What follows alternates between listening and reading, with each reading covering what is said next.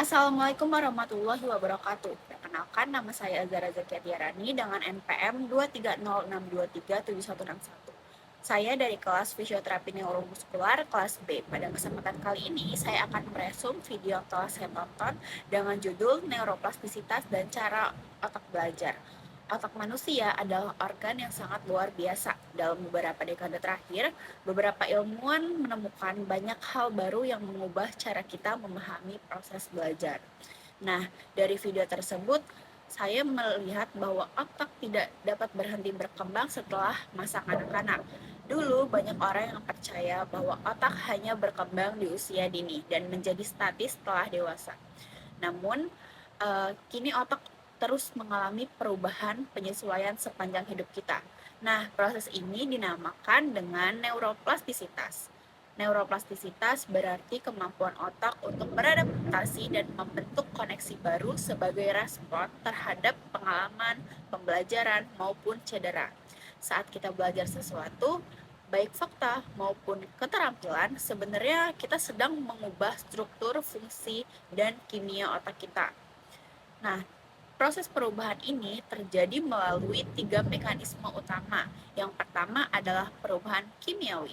Saat kita belajar, terjadi peningkatan aktivitas kimia di antara sel-sel otak yang disebut neuron. Sinyal-sinyal kimia ini memperkuat komunikasi antar neuron sehingga mendukung terbentuknya memori jangka pendek. Proses ini berlangsung cepat sehingga efeknya sering kita rasakan dalam satu sesi latihan. Kedua adalah perubahan struktural. Saat kita berlatih atau belajar secara terus-menerus, hubungan fisik antar neuron akan berkembang. Terbentuk jaringan koneksi yang lebih kuat dan padat sehingga mendukung memori jangka panjang dan peningkatan keterampilan. Proses ini membutuhkan waktu loh, sehingga hasil belajar yang mendalam tidak terjadi secara instan. Yang ketiga adalah perubahan fungsional. Ketika suatu area otak sering digunakan, area tersebut akan menjadi lebih aktif dan responsif. Aktivasi ini juga mengubah cara dan waktu bagian-bagian otak saling berkoordinasi. Dengan kata lain, otak menjadi lebih efisien dalam menjalankan tugas yang telah dilatih. Contoh nyata dari neuroplastisitas dapat saya lihat dalam kehidupan sehari-hari. Orang yang telah membaca, area belajar, huruf Braille, memiliki area sensorik tangan yang lebih luas di otaknya dibandingkan orang dewasa. Nah, pengguna tangan kanan memiliki area motorik yang lebih besar di otak sebelah kiri. Kemudian, pengemudi taksi di London yang harus menguasai peta kota menunjukkan peningkatan ukuran area otak yang mengatur navigasi ruang. Semua ini menunjukkan bahwa latihan dan pengalaman dapat benar-benar membentuk struktur otak. Namun, jika otak begitu fleksibel, tidak mudah belajar itu. Kenapa? Karena salah satu faktor utama yang memengaruhi proses ini adalah perilaku. Tidak ada obat ajaib yang dapat membuat kita langsung mahir atau pintar. Justru latihan dan kebiasaan yang dilakukan secara konsisten yang dapat mengubah otak.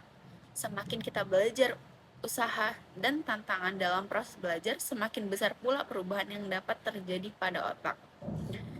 Hal ini juga menjadi tantangan besar dalam dunia kesehatan, khususnya dalam pemulihan pasien stroke. Stroke mungkin bukan lagi penyebab kematian utama, tetapi menjadi penyebab disabilitas jangka panjang pada banyak orang dewasa. Nah, dari video yang telah dijelaskan, bahwa setiap individu memiliki pola neuroplastisitas yang berbeda, sehingga sebab orang membutuhkan pendekatan pemulihan yang spesifik dan personal. Konsep ini mirip dengan pengobatan pribadi. Pada terapi kanker, di mana biomarker digunakan untuk menerapkan terapi terbaik sesuai karakteristik dari masing-masing orang. Dari video yang telah saya tonton, setiap pengalaman yang kita alami, setiap kebiasaan yang kita lakukan membentuk otak kita baik ke arah positif maupun negatif. Maka dari itu, saya sadar melalui perilaku yang mana ingin saya perkuat dan perilaku mana yang perlu saya hindari. Dengan memahami cara kerja otak, saya dapat sadar dalam membentuk pola pikir dan keterampilan yang saya inginkan. Oke, sekian resume video dari saya. Kurang lebihnya mohon maaf. Wassalamualaikum warahmatullahi wabarakatuh.